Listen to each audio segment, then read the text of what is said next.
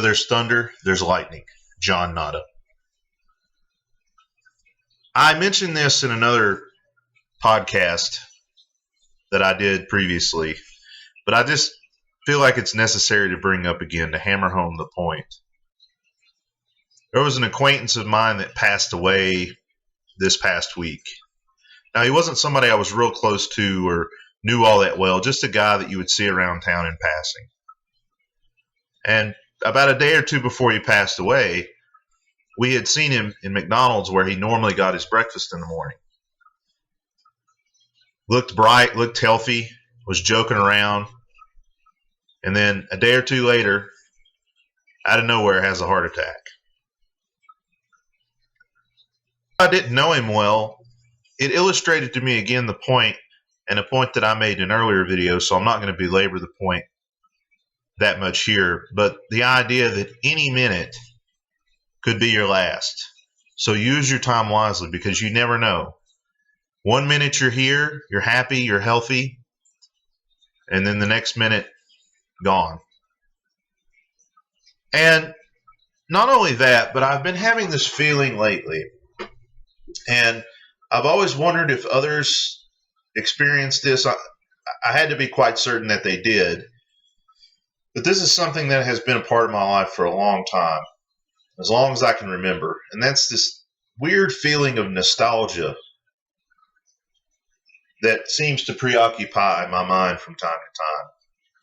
I get to thinking about the past, but not particularly any past event or circumstance, but more so just the past in general, the places, the people that I've met, places I've gone. And, you know, you sometimes long for those things, and I think it comes out of a want for simplicity. You know, especially those times when you think about those places that you went as a child with your family, you know, on vacation or just around town on the weekends or whatever, that longing for that simplicity. And I think things were so simple then because we didn't know a whole lot. We weren't privy to a lot of this information that we have now. We weren't in the know. So things were still mysterious and wonderful and hopeful. Now, that's not to say that we're not hopeful now. It's just that we're realistic about what life is about and what life brings us. And so this got me thinking, this whole time thing and this whole nostalgia thing. I looked at my cable bill about a month ago, and it's gone up yet again. I think I started paying $137 for internet and cable. For some reason, and nobody has ever been able to explain this, but for some reason you could not just get the internet service apart from the cable service. They advertised it for like 60 or 70 bucks. You could get just internet. And the fact of the matter is that, you know, I use the internet quite a bit. I mean, whether you're researching how to fix a leaky faucet or, you know, I like to read a lot of articles. I like to peruse the Mgtow Reddit about once a day. And of course, I make these videos, you know, semi-regularly. And so the internet's something that I do use a lot, as I'm sure many of you do. Television, not so much. Every once in a while, I'll turn the TV on. And most of the time, you know, maybe I'll catch a Simpsons, you know, marathon or, I don't know, something halfway interesting. I used to love the History Channel before it, you know, became what it has currently become now. But I can't justify, you know, at the time it was difficult to justify spending even $137. Well, then the price went up to about $180. The services didn't change. They weren't any better or any worse, but the price went up. And that denoted to me that I guess, you know, I had overstayed the introductory customer rate or whatever. And so now that's the real rate. So I'm looking at it from this perspective. You know, I really don't have any debt. I think at the most I have maybe $400 or $500 I owe to somebody, which, you know, once the tax return and all that comes in, that can be pretty easily, you know, taken care of. But beyond that, I'm pretty well, what I own is what I own. And I don't owe any freight on anything else. Well, the cable bill's gone up to about $200 now. And again, the services have not gotten any better. They've not gotten any worse, but I'm not getting any more for what I'm paying. And so I had debated when it was $180 on getting rid of it. And I thought, well, if it goes up to $200, I'm going to get rid of this internet cable thing.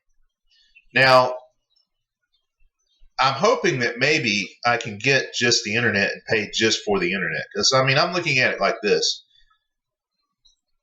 I stand through some of, if I cancel the cable, that's basically $200 a month I can be putting into savings with an additional $100 a month that I get from another source of income. So $300 a month in savings is not too bad. And what I want to do is streamline my spending. I've had a budget in a sense, but I've never really sat down and worked the numbers out. So, I want to look at, okay, how much do I need to spend every 2 weeks on groceries? How much do I need to, how much am I spending on my utilities and stuff every month? And how can I, do things to cut down on that bill? And then looking at what's spent in entertainment. I mean, I don't really go out to the movies. I don't really do a whole lot of entertainment stuff, quote unquote. For me, entertainment would be, buying a book or DVD or something like that, which, I mean, I have so many books as it is that I don't really spend that much on entertainment things. And of course, the ultimate goal here is to put as much into savings as I can, because I'm looking down the road at, okay, where do I ultimately want to be in the next couple of years? I want to be able to have options, which having money in a savings account would allow me to have options. Spending less money now would allow me to have more options later on down the road. And so it got me thinking this idea of Renaissance man, simple man. Because I'm pretty simple. It doesn't take a whole lot to entertain me. I can read a book. I can study something that I'm interested in, read an article about it, maybe play a game or two, but I'm not huge into video games. Even just going down the road to a local state or national park or just somewhere out in the woods, I mean, that's enough to entertain somebody like me. And it got me also thinking, too, and I've talked about it on the program a lot, about just a lot of the time that gets wasted. And I'm reminded of the scene from Fight Club when they're in the car and Tyler Durden asked him, I can't remember exactly what he says, but he basically asks him, they're getting ready to crash and crash the vehicle, and he asks, what was it you wanted to do? What's something you've always wanted to do? And two of the people immediately answer. I think one of them says build a house, but the other main character has to think about it. And again, I've talked about it on the program, but I feel like in some ways I'm addicted to the internet, and not in a positive way. In the sense that, it's just because I remember a time before the internet. I remember before I had access to the internet. I think I was like 12 years old when I first got on the internet. So on up to that time, I remember as a kid reading a lot of books and things like that. And what it does is it's just flash after flash, and you're like a dog in the freeway. Oh, there's a nice car. There's another nice car. And you're just chasing to and fro, back and forth. And I feel like, in a sense of just getting rid of some of this stuff for a period of time, not forever, but at least for a period of time, I feel like if I got rid of these things, it would simplify my life. Right now I have 2 or 3 different projects going on, and they're not anything real big or important or anything, but they're important to me. I have a half-finished Mgtow 1 Ghostbusters model. I mean, it's glued and everything. I just have not done any of the painting or decaling or any of that. The other project, there's a book that I decided to write another book, and I'll have to share I'll have to share those with you guys. They're not published works or anything. They're just, personal philosophy type things. But I decided to come out of retirement, so to speak, and write another one. And I've gotten so far as doing like the illustration and the title page and table of contents, but I've yet to put pen to paper on the first idea, on the first page. My health is not the greatest. I mean, I'm obviously not in the worst health, but I have not really been taking care of myself physically in the way that I used to when I was younger. And I foresee this being an issue in the future if I don't do something about it. And part of that plan requires me to go out and exercise, run and maybe lift some weights here and there. And these were all things that I used to enjoy doing, which I still enjoy the idea of and still enjoy, the actual act of, but it's become more painful over the years as I've, gotten older and more injured. But it's also a time thing as well. I mean, I can lose myself for hours just on the internet, going from rabbit hole to rabbit hole, as I'm sure a lot of you can. So I just kind of had this idea of like, maybe I need to get rid of the internet, one, to save some money, but also to kind of go through a chrysalis or a rebirth and start kind of just coming off the net and doing more self-introspection and hard study and hard look at myself, because I feel like I'm getting distracted, like I said, and I'm not reaching the full potential that maybe I could reach if I kind of broke free from some of this for a little while. Now, that being said, the channel will still go on and I can still find ways to upload the channel. There may be more of a lull in the videos coming out, but I feel like the quality of the videos would be made better as a result of doing some of this stuff, as a result of coming away, and mentally, physically, and spiritually rebuilding myself and not worrying about maybe what's going on out there, so to speak. I don't want you guys to get the impression that I'm leaving or abandoning you. One of the biggest things about this channel, a lot of people, they do their channel because they get monetization from it, or they get the Patreon dollars, or they do it for